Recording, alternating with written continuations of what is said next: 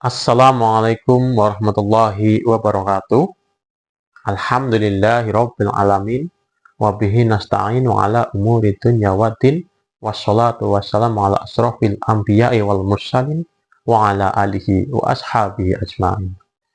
Pertama dan paling utama, marilah kita panjatkan puji syukur kepada Allah Subhanahu wa taala karena kita masih diberi nikmat, berjuta-juta nikmat, sehingga kita masih bisa beraktivitas sampai sekarang ini.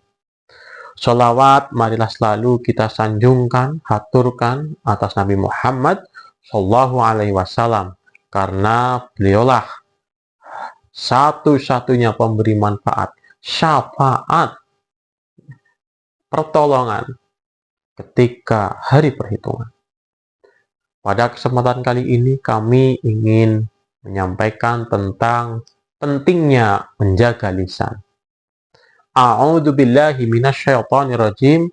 Bismillahirrahmanirrahim.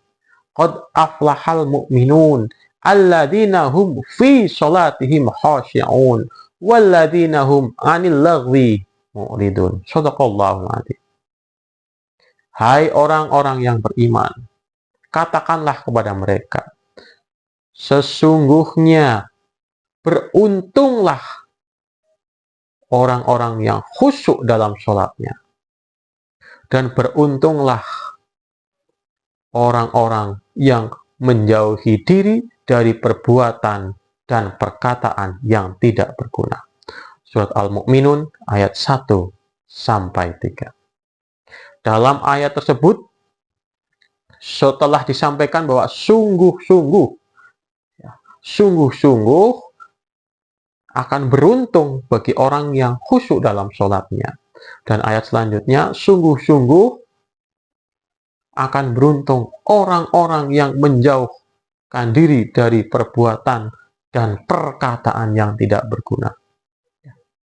Karena dengan perbuatan dan perkataan yang tidak berguna itu, kalau kita melakukan, akan tertimbul masalah-masalah, baik secara sosial maupun individu.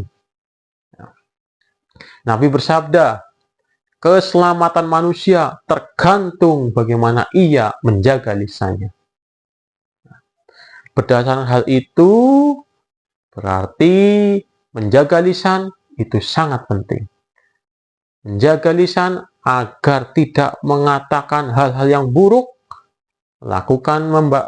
menyampaikan kejelekan orang lain, menghina, dan mencaci, itu akan membuat ia tidak beruntung, akan membuat ia tidak selamat. Oleh karenanya, menjaga lisan itu sangat penting. Contoh, ada seseorang yang tidak suka terhadap orang lain.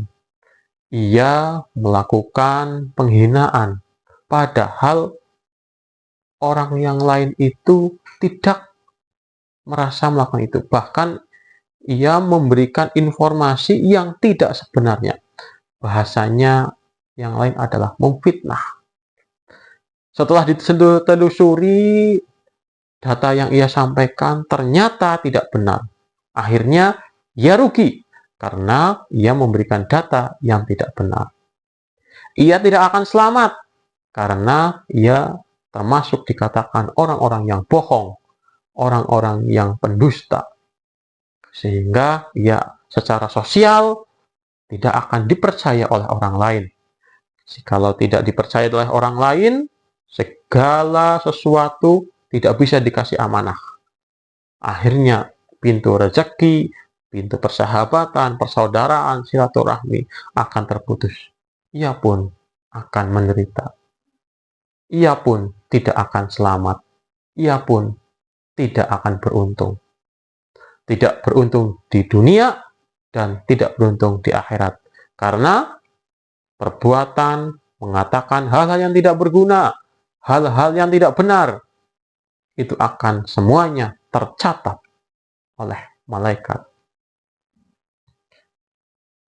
Allah lewat malaikatnya itu akan mencatat baik dari hal yang kecil maupun yang hal yang besar. Oleh karenanya, kami himbau, kami ajak semuanya, marilah kita menjaga lisan kita. Marilah kita mengendalikan diri dalam kita berkata-kata. Bersenda gurau boleh, namun jangan terlalu berlebihan. Berkata-kata keras untuk memberikan semangat boleh, namun jangan berlebihan. Jangan sampai kata-kata itu membuat hati orang-orang yang mendengar menjadi sakit. Karena lidah itu seperti pisau yang tak bertulang. Kalau pisau terkena daging, langsung berdarah. Namun lidah tak perlu terkena daging, langsung ke dalam hati. Bahkan bisa menyentuh hati kecilnya. Jikalau seseorang sudah tersentuh hati kecilnya menjadi sakit, ia akan tersiksa dan teraniaya. Akhirnya, jikalau ia tidak ikhlas untuk menerimanya, ia akan menumbuhkan benih-benih dendam. Sangat berbahaya, sangat tidak baik. Oleh karenanya, mari sekali lagi, kami ajak teman-teman, mumpung di bulan Ramadan ini, kita kendalikan lisan kita, agar kita selamat di dunia dan akhirat, agar kita beruntung di dunia dan di akhirat. Demikian, saya akhiri. Wassalamualaikum warahmatullahi wabarakatuh.